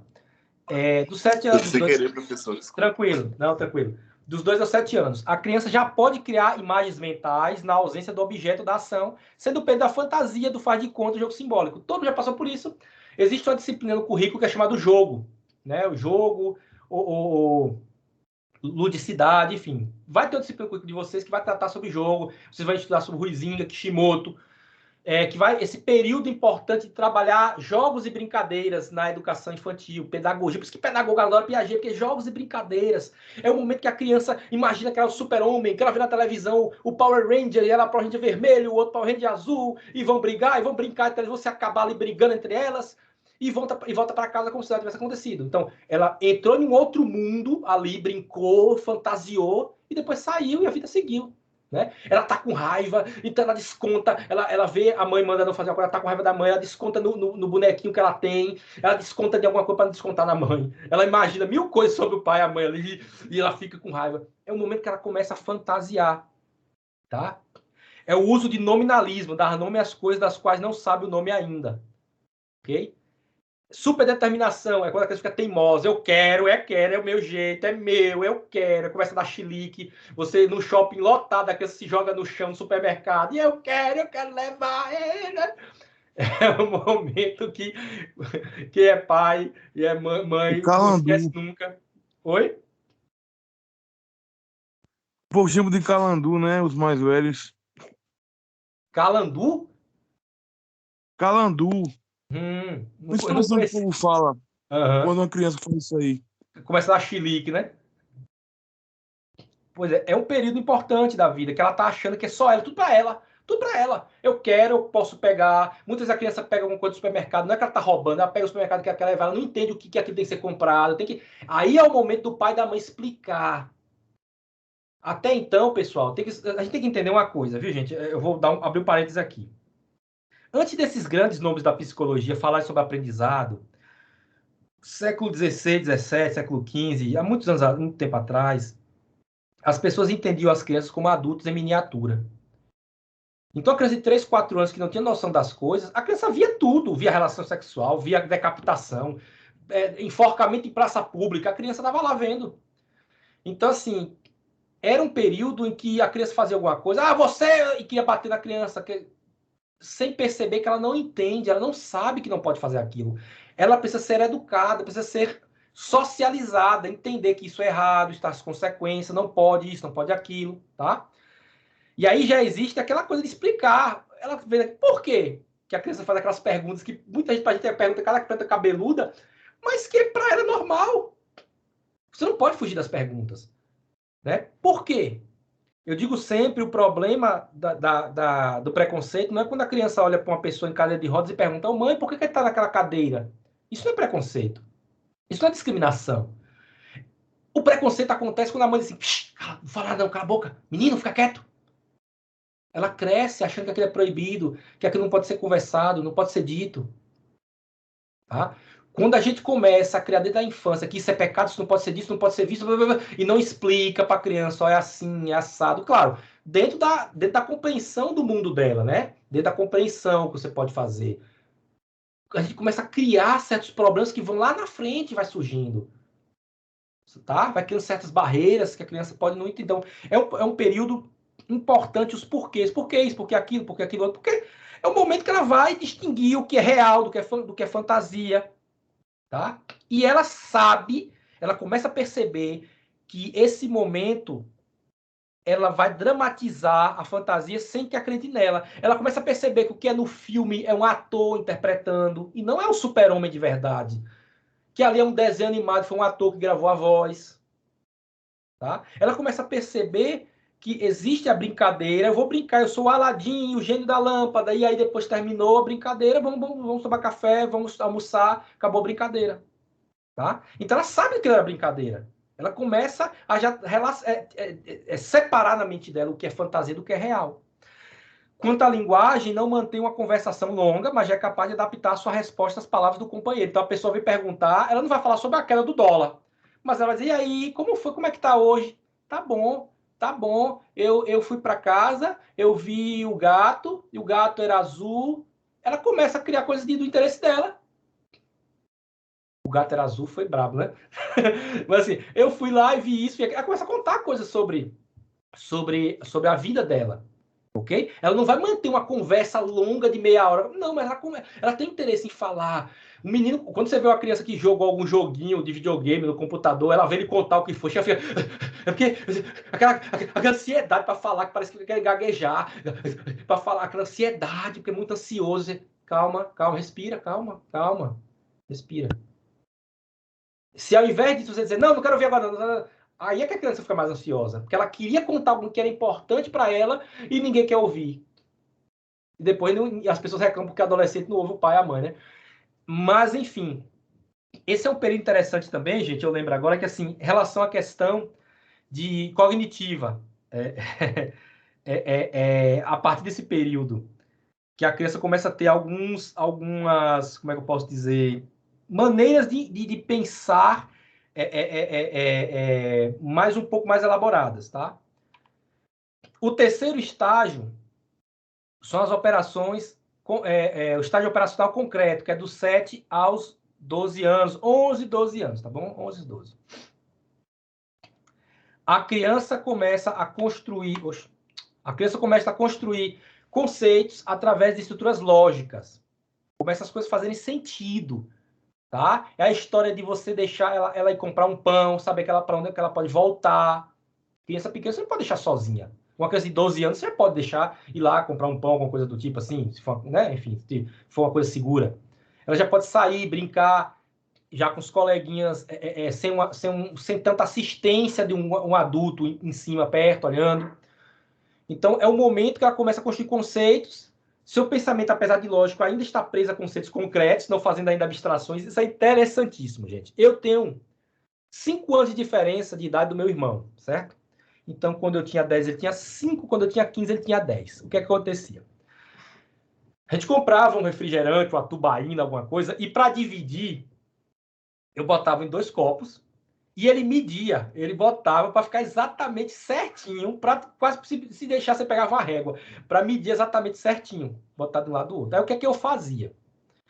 Depois que eu comecei a perceber isso, eu pegava uma xícara grossa, grande, né, só que rasa, uma xícara, enchia até a boca, e pegava aquele copo fininho, mais largo, ele é bem fininho, mais longo, e enchia mais do que o meu. Só que o que estava no copo fino, apesar de ser mais alto, o líquido, era bem menos do que o outro. Aí eu botava para ele medir. Ele media e sempre pegava o mais fino, porque na cabeça dele, porque ele estava nesse período operacional concreto, tá? E nessa fase, ele ainda olhava, não, isso aqui está mais alto, isso aqui tem mais. Ele ainda não conseguia fazer relações mais abstratas. Aí o dia que minha mãe viu isso, epa! Não, tá errado isso aí. Aí foi que ela começou a meio que fiscalizar essa divisão. Então, esse período, por exemplo, é muito comum também, você pega uma moeda de R$1. Antigamente, as moedas de 25 eram maiores que a de 50, você lembra disso? Antigamente, acho que ainda hoje, né? A de 25. Então, você pega uma criança, você quer quantas? Você quer essa moeda pequena ou a grande? Ela escolhia a grande. Ou, por exemplo, uma moeda de R$1, uma moeda de R$1, ou 10, ou tipo... 4 moedas de 5 centavos. Ela escolhia as 4 de 5 centavos. Porque ela não reconhece que aquela moeda de R$1 tem um valor simbólico maior que aquelas 4 de 5 centavos. Porque a quantidade da de 5 é maior. Ela ainda está ligada à questão concreta. Aqui tem mais. É 5. São 4 moedas. Ela não quer saber se está escrito 5 ou se está escrito R$1. Tá? Então, esses elementos simbólicos, o dinheiro é um papel. A gente é que dá valor ao dinheiro, mas o dinheiro é um papel. Quando eu faço uma transferência bancária, um Pix para alguém, eu estou mudando um número de um lugar para o outro. A gente que dá simbolismo àquela transferência, dá simbólico. Mas, em geral, é um papel. Então, ela ainda está ligada a essa questão concreta, tá bom? É o período em que o indivíduo consolida as conservações de número, de substância, de volume, de peso. É nesse período que ele vai começar a entender que isso aqui não é tão... o outro é mais leve, mais pesado. Isso aqui tem mais, isso aqui tem menos. Esse número aqui é maior, é menor, tá? Já é capaz de ordenar elementos por seu tamanho. Elementos maiores, elementos menores, incluindo conjuntos, organizando, então, o mundo de forma lógica operatória. Gente, não é sempre isso que acontece quando vocês estiverem nas aulas... ou vocês, nas suas aulas lá da 5ª série, 2ª série, 3ª, 4ª, 5ª série do ensino fundamental, não era exatamente o que aconteceu na aula de matemática? Vamos ensinar conjuntos, vamos ensinar as dezenas, as unidades, as centenas. Entendem a importância de Piaget para a estrutura do próprio currículo escolar? O quão Piaget é gigante para a estruturação de um currículo escolar? Porque se não tivesse entender essa estrutura, como as crianças vão se desenvolvendo, eu poderia pegar um conhecimento para uma criança de 11 anos e aplicar para uma de 3 anos, ela não ia aprender. Ia ter dificuldade para aprender. Percebem? Então, o que Piaget está dizendo? Cada hora em seu momento, cada um em seu momento. Ele vai passar por essa fase, ele vai passar para outra fase, ele vai passar por... E o conhecimento, o currículo acadêmico de educação física, de matemática, de português, de biologia, de geografia, de história, ele tem que ir acompanhando essas fases. Percebem como é importante? Vocês viram na prática como vocês foram utilizados também, com os professores de vocês utilizaram Piaget para... os livros do professor, aqueles livros didáticos, eles são organizados dessa forma. Então, as crianças já podem compreender regras, sendo fiéis a ela e estabelecer compromisso. Uma aula de educação física mesmo, de um futebol. Se você bota para uma criança muito pequenininha, um vai chutar, um vai pegar, tomar a bola do outro, um vai derrubar o outro, um vai... Porque cada um quer chutar a bola e quer se divertir. Com 11 anos, 10 anos, 9 anos, você já consegue, peraí, o gol é para aquele lado, vai jogar você e você e você de camisa azul, contra você, você e você de camisa vermelha, você faz gol ali, você faz gol ali, não pode chutar de tal coisa, não pode bater, você começa a criar regras simples, claro, mas começa a criar regras, e eles vão seguindo a regra, eles começam a seguir a regra. Okay? Eles estabelecem compromisso, não pode fazer, senão vai ter uma falta, vai ter um cartão, senão não brinca, senão eu tiro ponto. Ele começa a perceber que tem consequência para os atos. Tá? Então, a conversação torna possível, sem que, no entanto, possa discutir diferentes pontos de vista para que chegue a uma conclusão. Então, criança, é muito comum da criança se estressar quando você discordar dela. Se você disser assim, eu não gosto de Minecraft. Mas Minecraft é bom. Mas eu acho Minecraft, os gráficos são muito ruins. Mas Minecraft é bom. Ela já começa a se estressar. Porque se não for do jeito que ela quer, se não for, ela não consegue pensar, não, pode ser, não sei, vamos olhar pelo seu ângulo. Dificilmente a criança vai isso. Ela vai defender o ponto de vista dela, que é o que ela gosta. Depois que a criança vê outras coisas. É muito comum. Eu assisto com meu filho, esse filme é ruim. Como é que tu já assistiu esse filme? Não. Como é que sabe que é ruim? Depois que ele assistiu o filme, ele adora o filme. Então, depois que ela experimenta, passa por aquela situação, vê o filme, pô, que legal, ela começa a gostar daquele filme. E aí, é bom ou ruim? Aí fica, não quer dar o braço a torcer, fica daquele migué. É bom, tá certo. Então, é outra, terceira fase de Piaget, desenvolvimento humano. Pessoal, vou beber a aguinha. Até aí, tranquilo? Tudo ok? Tranquilo. Tudo tranquilo. Só alegria. E aí é o que nós estamos hoje, eu, vocês. Estágio da operacional formal.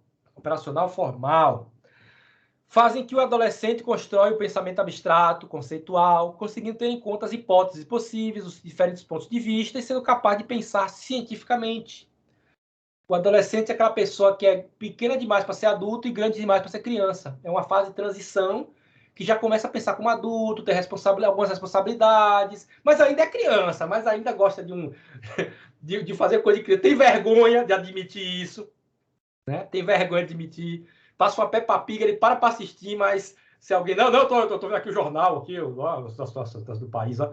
Então, é a situação que é um momento de transição. Então, é o momento que começa a se transformar em adulto, começa a mente já ir para algo mais elaborado, para o ápice, que é o pensamento cognitivo humano. Então, é o ápice do desenvolvimento da inteligência e corresponde ao nível de pensamento hipotético, dedutivo ou lógico, matemático. É quando ela começa a pensar, e será que? Se a gente fizer assim, antes de fazer, você já está pensando, antes de testar, não, isso aqui vai dar certo não, pô. Aqui não vai dar certo não, isso aqui pode esquecer. Antes de testar, você já está sabendo que não vai dar certo, você já está conseguindo deduzir que não vai acontecer, tá? É quando o indivíduo está apto para calcular uma probabilidade, libertando-se do concreto em proveito de interesses orientados para o futuro. É quando começa a se planejar, quando começa a dizer, eu vou guardar meu dinheiro aqui porque eu vou comprar tal coisa. Eu vou primeiro almoçar aqui, porque depois eu vou tomar banho, porque eu vou ter que chegar... Então começa já a se planejar, já começa a ter uma rotina organizada na mente, tá?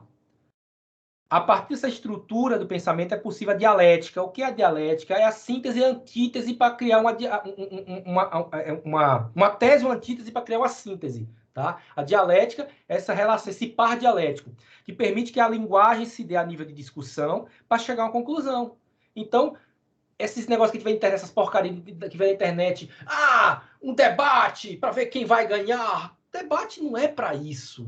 Uma conversa não é para ver quem vai ganhar. Fulano humilha Beltrano, pega um trechinho, vai de qualquer porcaria e bota lá. Não é para isso. É para as pessoas conversarem. Um fala o que é que acha, o outro diz o que é que pensa e vão organizando as ideias. Podem sair de lá sem concordarem, mas respeitando o que o outro tem a dizer. Pode sair de lá dizendo, poxa, realmente, o que ele falou ali, eu não tinha pensado nisso. Então, é um momento de ouvir. Sempre que tem dois lados, não existe só dois lados, existem vários lados. Qualquer situação existe vários lados. Tem pessoas que brigam que numa disputa entre duas pessoas tem sempre três lados. o lado de um, o lado do outro e o lado que está correto, né?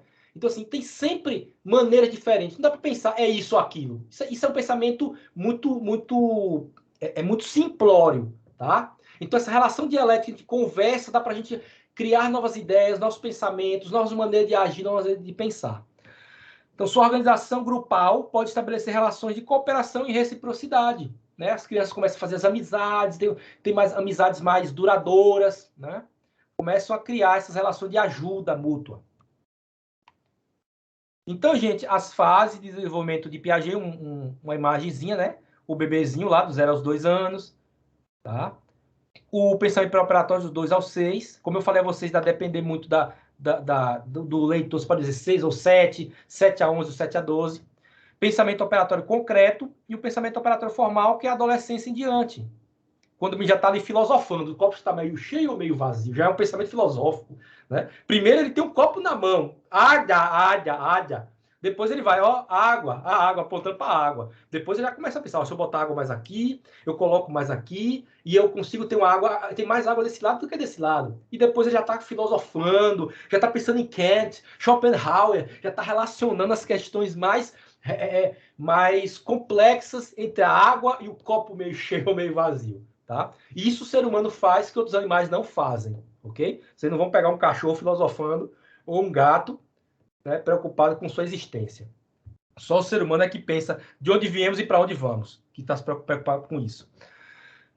Então, pessoal, eu vou passar aqui para vocês, antes de chegar, eu vou abrir um videozinho aqui, pessoal, deixa eu... para elucidar, porque agora, nessa nova disciplina, eu estou agora trazendo vídeos, um negócio mais evoluído. Um videozinho curto, só para a gente ver algumas provas piagetianas do que eu estava falando para vocês. Professor. Oi, pode falar. Rapidão, só para fim de curiosidade aí. Jogue. A gente vai até 4, 4h10, 4h30, como é? 4h30 é o prazo que eu dou para mim mesmo e para vocês, né? Por obrigação. Mas é aquela coisa, terminou 4h10, eu não vou segurar, não. Eu vou até onde eu conseguir dar meu recado para vocês. Deu meu recado, faltou 10 minutos, 15, tranquilo, não tem, tá liberado, entendeu? Eu sei que meu limite é 4h30. Temos um tempinho, temos 40 minutos ainda, mas eu acredito que eu vou terminar mais cedo do que isso. Tá bom? Vamos lá. Todo mundo tá vendo aí o Vedel? Sim. Vamos lá, vou começar a passar. Sim. Tem pereba, marca de bexigo, vacina. E tem piriri, tem lombriga, tem ameba. Só a bailarina que não tem. E não tem coceira, berruga, nem frieira, nem falta de maneira ela não tem. E não tem coceira, berruga, nem frieira. Giovana, o que é isso? Amor, nossa, o que é isso? Vamos ver um pouco. Cá. O que é isso? Cá. Eu vou encher esse copo com água. Eu vou encher esse outro copo e você vai pedir para eu parar quando você achar que tiver a mesma quantidade nesse copo, tá?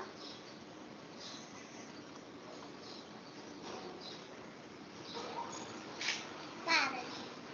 Tem a mesma quantidade? Agora eu vou pegar a água desse copo e encher esse outro copo.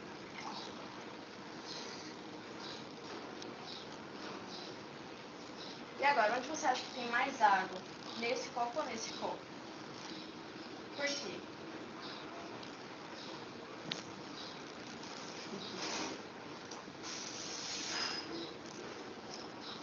Você sabe por quê?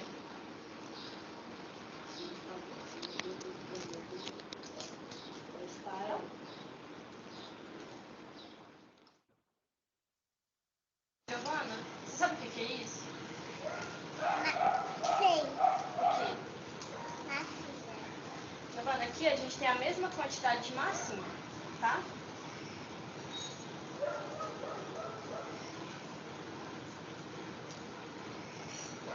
E agora, onde tem mais massinha? Na bola ou na salsicha? Na bola. Por quê?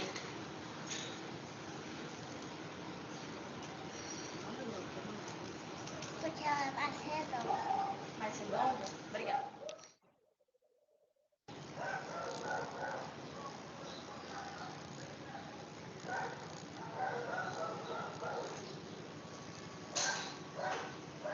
Giovana, qual das duas regras é maior?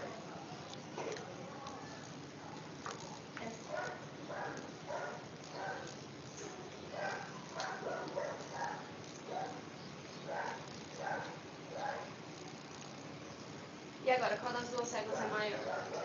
Por quê? Porque esse tá de cabeça tá com a cabeça pra cima. Tá, obrigada. Giovana, a gente tem 3 canetas, elas são do mesmo tamanho, tá? E agora, você acha que ainda elas são do mesmo tamanho? Por quê? Porque essa tá abaixo. Obrigada. Giovana, aqui a gente tem 2 passos. Uma vaquinha vai começar a passar nesse e a outra nesse, tá?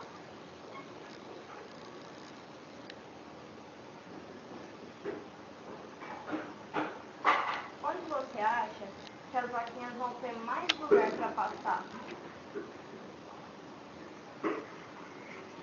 Por quê? Porque só tem aqui perto. Obrigada. Giovana, aqui a gente tem quadrados azuis, quadrados vermelhos e círculos azuis. Você acha que todos os círculos são azuis? Acho. Todas as peças são quadradas? Vermelhas? Todas as peças vermelhas são quadradas? São.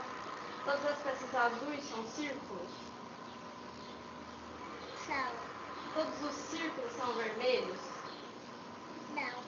Obrigada. Giovana, o que é isso?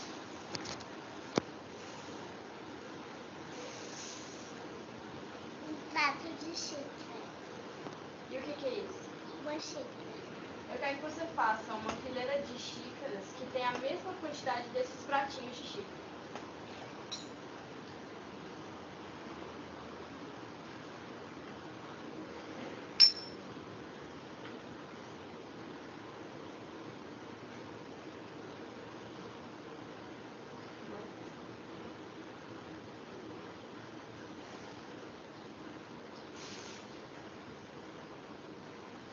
E agora, há mais xícaras ou pratinhos?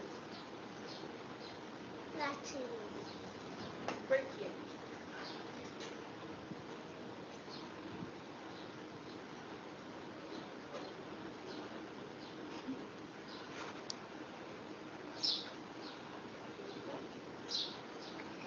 Porque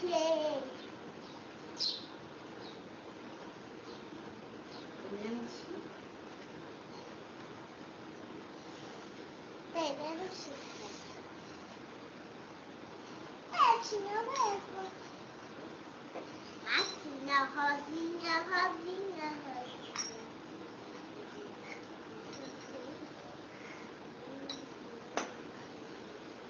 E agora, há mais xícaras ou pratinhos? Pratinhos. Por quê? Porque a xícara vai juntar. Obrigada. Giovana, você sabe o que é isso?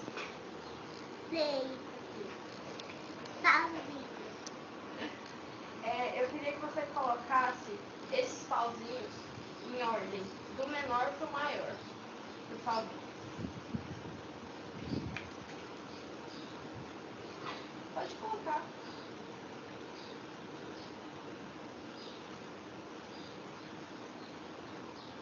Maior. Não, pode colocar aqui na mesa mesmo. Isso.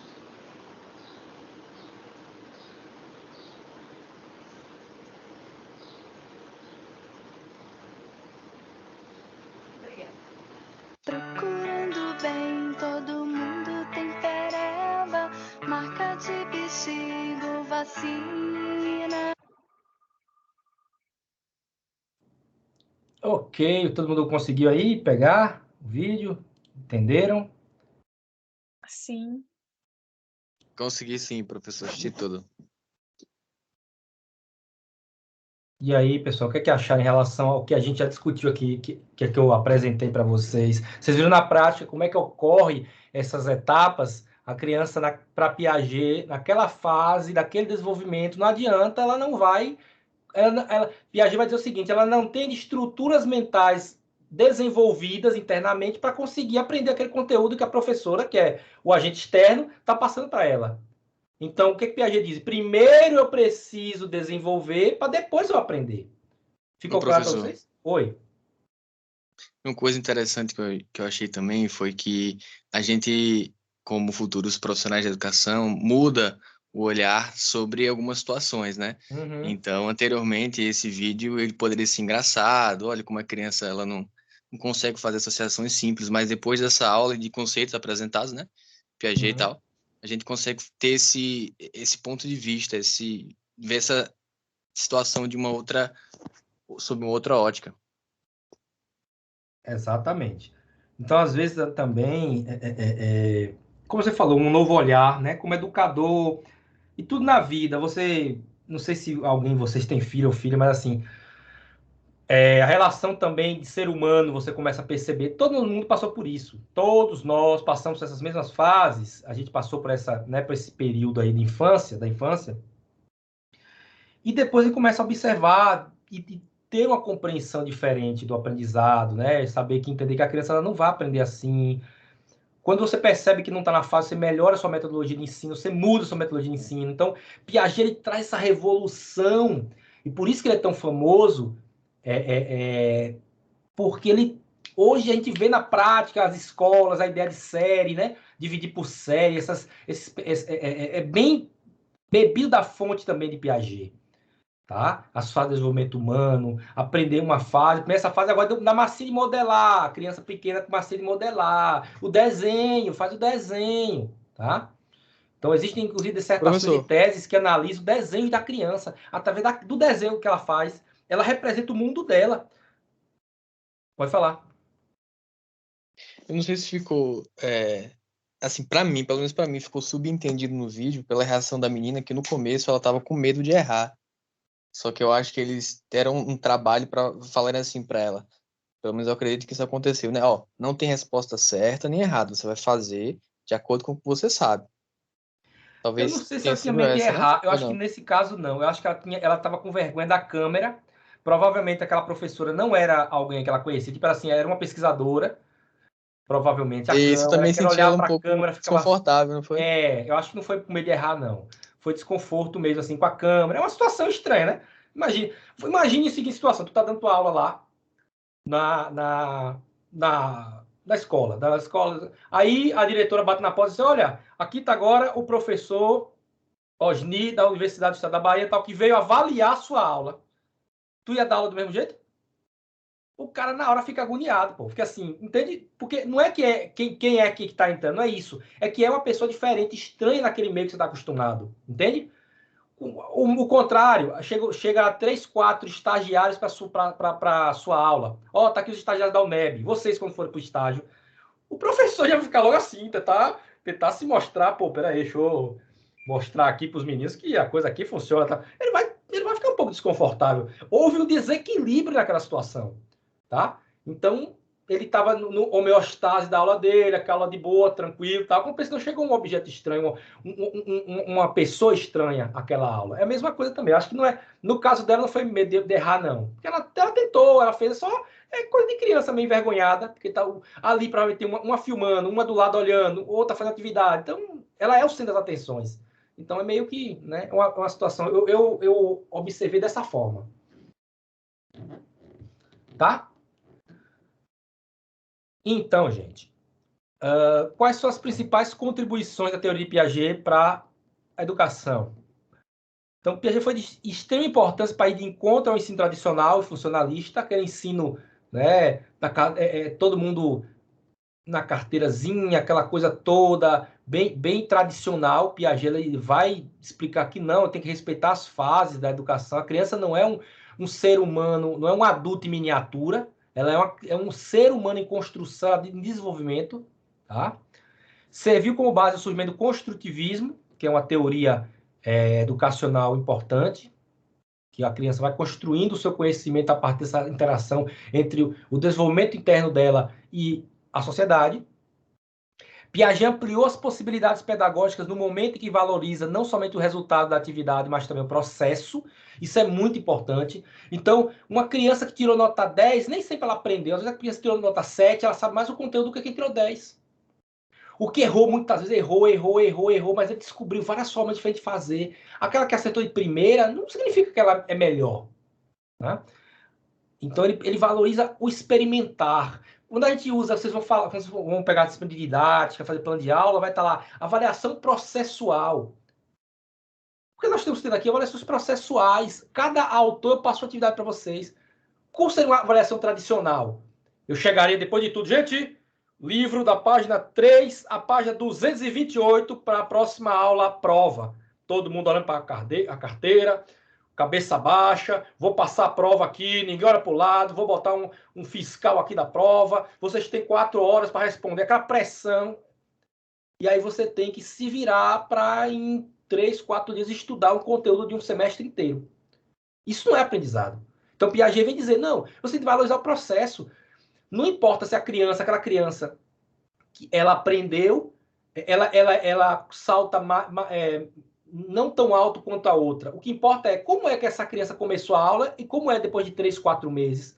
Você compara ela com ela mesma. A evolução dela com ela mesma. Leve em consideração, dentro do processo educativo, o aluno como sujeito ativo no processo. E aí Piaget vem quebrar aquela ideia do professor como detentor de conhecimento, o aluno como aquele jarro vazio que o professor joga o conhecimento na cabeça do aluno. Não, o aluno também é um ser ativo, ele também busca, ele também vai atrás do seu conhecimento. Ele é sujeito ativo, participativo no processo de valorização dos seus conhecimentos prévios. Valoriza o que a criança já sabe. A criança que chega na sala de aula, Piaget vai dizer, ela tem uma história por trás. Ela é de um bairro rico, um bairro pobre. Ela tem uma história, uma família que o pai ensinou a tocar piano desde os 5 anos, ou uma família que nunca não tem acesso. Tudo isso, a criança, ao chegar na escola, ela não é simplesmente um número. São 30 alunos, são 30 histórias de vida. Ok? E aí, gente, detalhe. Todos os autores aqui são seres humanos, estão escravos do seu tempo. É óbvio que muita coisa que Piaget explicou e trouxe já caiu por terra, tá? Eu vou explicar depois para vocês no futuro. Mas Piaget é um grandíssimo nome. Óbvio que tem algumas coisas que a teoria dele não cabe mais hoje em dia, como Skinner foi, como os outros também são.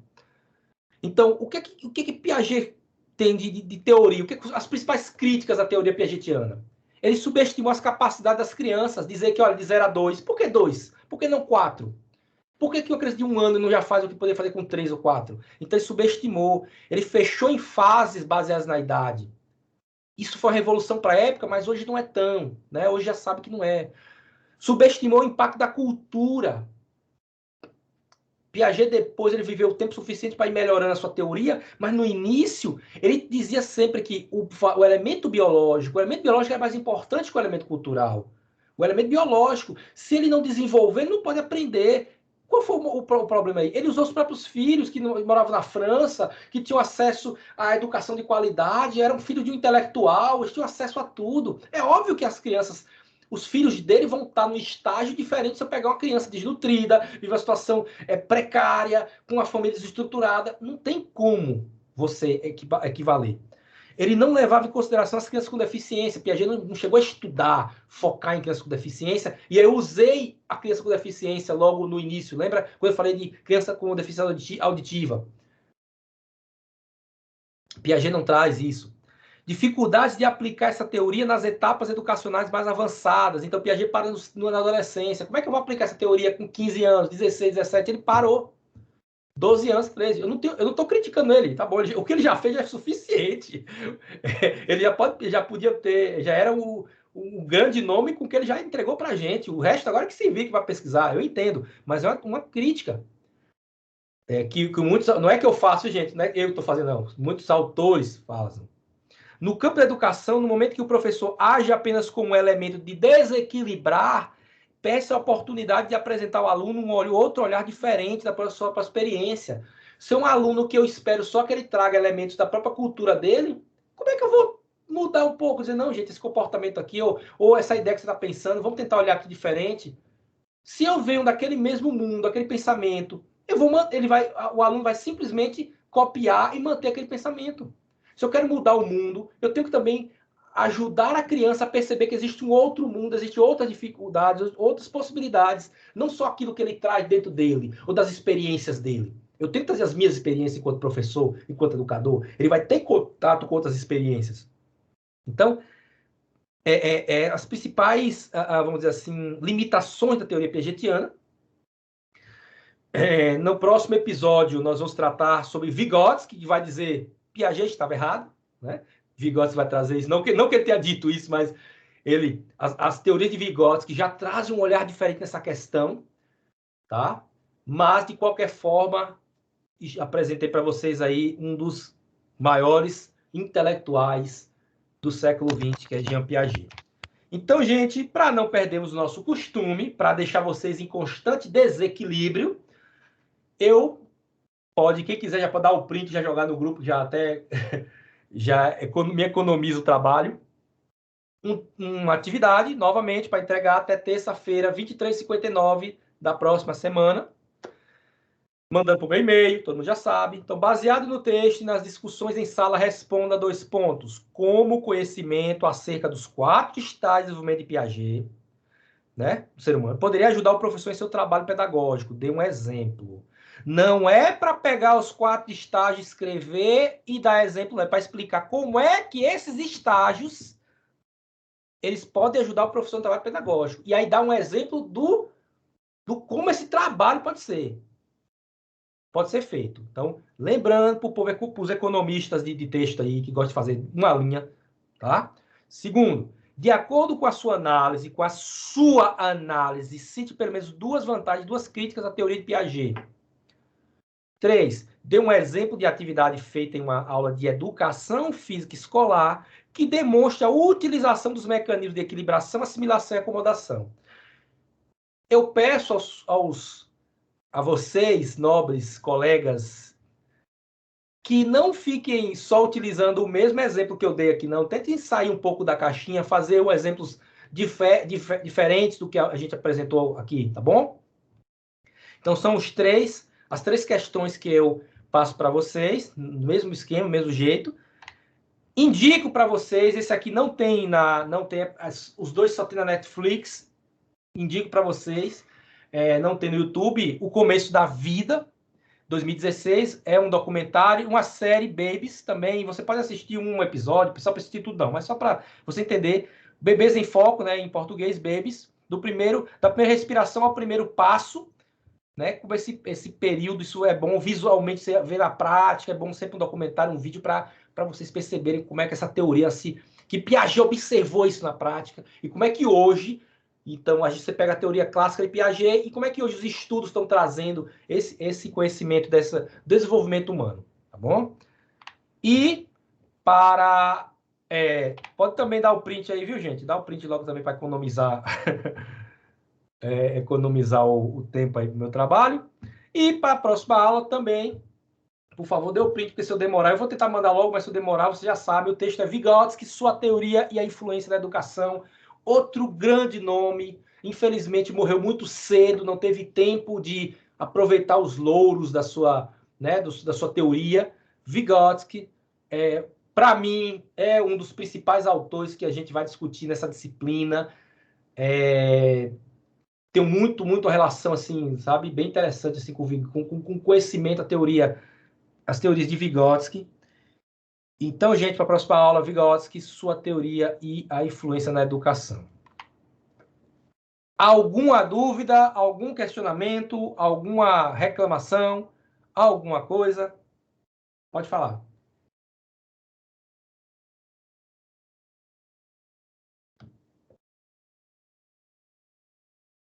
Deixa eu fechar aqui. Lembra de mandar o texto no zap, professor? Isso. Agora.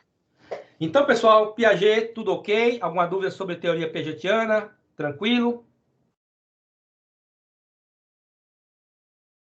Eita, que a vontade de ir embora é grande, né? Deixa eu... Senti menos dificuldade nessa aula do que na outra de Skinner. Skinner foi mais complicado.